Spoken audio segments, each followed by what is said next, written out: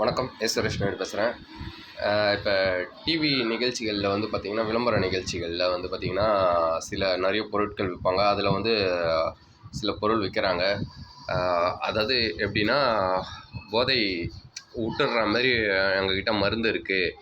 அதை நீங்கள் சாப்பிட்டீங்கன்னா, தொடர்ச்சியாக 3 மாதம் 4 மாதம் சாப்பிட்டீங்கன்னா உங்களுக்கு சரியாயிடும் அப்படின்னு சொல்கிறாங்க. ஆனால் என்னென்னா, இது போல் போதை நிறுத்துறதுக்கு நீங்கள் மருந்து சாப்பிட்ணுன்னா அதுக்கு டாக்டர்கிட்ட அனுமதி வாங்கணும். ஆனால் டாக்டர் அனுமதியோடு வந்து சாப்பிட்ணும். இது போல் டிவியில் காட்டுற விஷயங்கள் எல்லாமே வந்து பொய். விளம்பரத்தில் காட்டுற விஷயம் எல்லாமே பொய். இந்த விளம்பரத்தில் வந்து பார்த்திங்கன்னா, மெயினாக சத்யராஜ், அதுக்கப்புறம் வந்து இந்த சினிமாவில்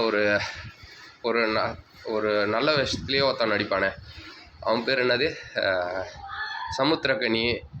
இவங்களுக்கெல்லாம் வந்து ஒன்றும் இல்லை, ஒரு 6 மாதம் பீடி, சிகரெட்டு, சரக்கு, இந்த 3 ஐட்டத்தையும் ஒரு 3 மாதம் தொடர்ச்சியாக டெய்லி அவங்க எடுத்துக்கிட்டே இருக்கணும். அதுக்கப்புறம் இவங்க இந்த பழக்கத்தை விட்றாங்களா, இவங்களுக்கு இதே பவுடரை குத்து இந்த பழக்கத்தை விட்றாங்களா இல்லையான்னு பார்க்கணும். இவங்க இந்த பழக்கத்தை விட்டுட்டாங்கன்னா எல்லோரும் அதுக்கப்புறம் வாங்கலாம். ஆமாம், இல்லைன்னா வாங்க வேண்டிய அவசியமே கிடையாது. நான் அந்த பொருள் பிடிக்காமலாம் சொல்லலை. இது போல் ஒரு தப்பான விளம்பரத்துக்கு ஃபோர்ஜரி பண்ணி விற்கிறாங்க. இதெல்லாம் வந்து ஒரு ஏமாத்து வேலை. அந்த ஏமாத்து வேலைக்கு இந்த நடிகர்கள்லாம் துணை போகிறாங்க. அதுக்கப்புறம் வந்து பார்த்திங்கன்னா, மூட்டு வலிக்கு இதுக்கெல்லாம் இருக்குது. இப்போ நிறைய பேருக்கு மூட்டு வலி இதெல்லாம் இருக்குது. எம்பிபிஎஸ் படித்தவங்க கூட அந்த மாதிரி பேச மாட்டாங்க.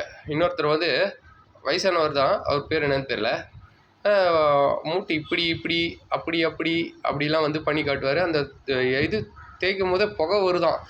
தேய்ச்சி 2 நாளில் குணமாயிடுதான் எல்லாமே. சார், ஷூட்டிங் ஆளை வச்சு என்ன வேணாலும் பண்ணலாம். ஆனால் எல்லாத்துக்கும் டாக்டர்னு ஒருத்தர் இருக்கிறார், அவர்கிட்ட போனால் தான் குணமாகும். இதில் விளம்பரத்தில் வர்றது எல்லாமே பொய். நீங்களும் வந்து பொய் தான்.